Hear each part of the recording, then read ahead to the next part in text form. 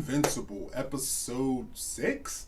This episode really felt like filler. I liked everything about it. I didn't hate anything about it, but it was more so filler. And I can't be the only one who notices that the Invincible logo continues to get more bloody and bloody as the episodes go on. But before we get started with the review, don't forget to like, share, and subscribe to Bearded Blerd on YouTube, Instagram, Twitter, Twitch, and Facebook. All right, let's get started.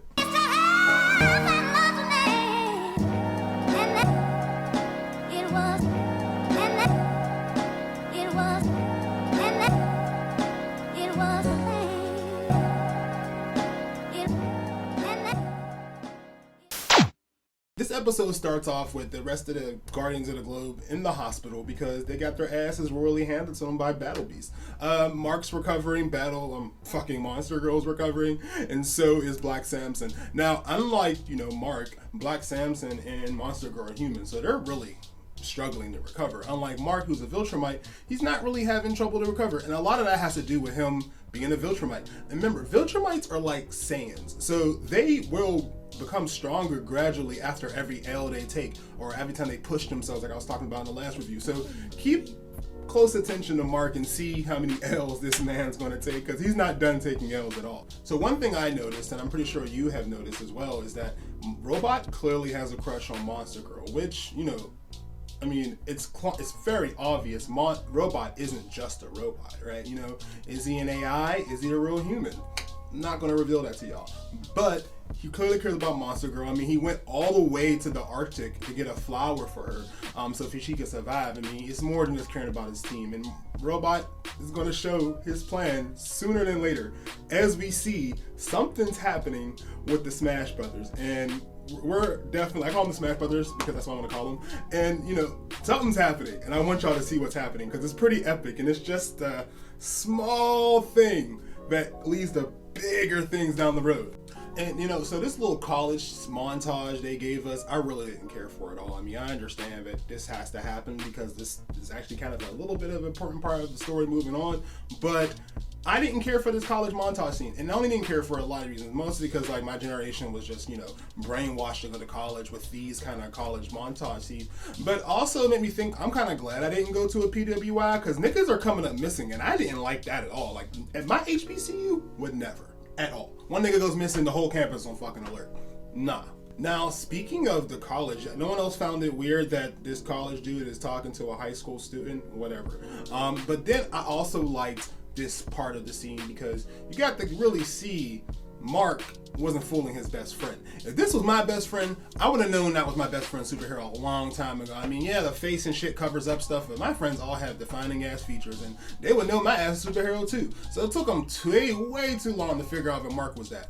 But he also should have covered Mark's ass when he was fighting this beast, because honestly, that was some bullshit. You gonna let your friend go out like that? Come on, man. And speaking of, this whole scene, you see Mark, he takes it out, but he really doesn't take it out. He's actually having a hard time fighting this thing. And you see in the ending fight scene, he had a lot more trouble fighting this thing as well. Multiple of them. He really couldn't do it. He found a lot of difficulty in this because he's light years away from how strong his dad is.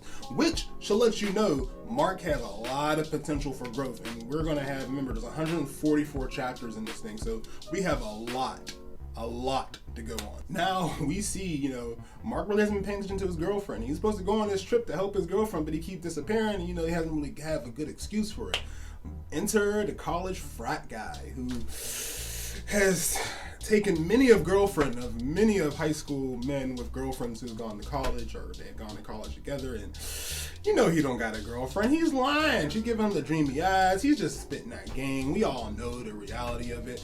And unfortunately, Amber isn't no Mary Jane. She's not going to sit around and wait for your excuses and bullshit. She's going to move on to the next thing. Now, one thing I did like a lot, I love Adam Eve. I love her powers. I think they're really cool. She can really create anything out of anything. She's not the strongest, but she does some cool ass shit. I love seeing her go out on her own and leave her fucking weird ass parents, mostly her weird ass fucking dad.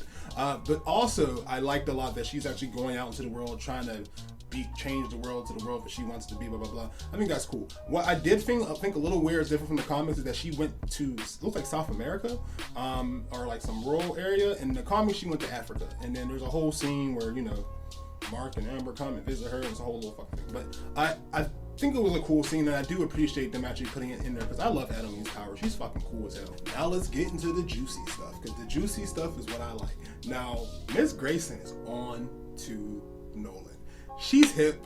She already knows this nigga kill people. She just need to verify it with the proof. It's like when you know somebody's cheating, but you don't know how they're cheating or who they're cheating with. So you're looking through the cameras and you finally like, gotcha. That's what she gets in her gotcha nigga moment right now. And it's kind of sucks because she went through this whole process and she's like, and this didn't happen in the comic book either. I just want to put that out there. She just didn't find out shit until later. But I love how she's going the whole investigative thing. I love how Nolan's hip to the bullshit, and he's just like watching it go down, but still trying to figure it out. And man, I don't want to spoil, but there's a reason why Nolan's moving the way he's moving. But also there's another reason why Nolan's moving the way he's moving. And that makes any sense. Like, he's killing the Guardians, but he's also trying to do this family thing. It's just a lot, and I don't want to spoil it for y'all because it's important. So, what do you think about this week's episode? I know it was a little lukewarm, and I know it gave us a little bit of pieces of information, but trust and believe this information is important later on down the line.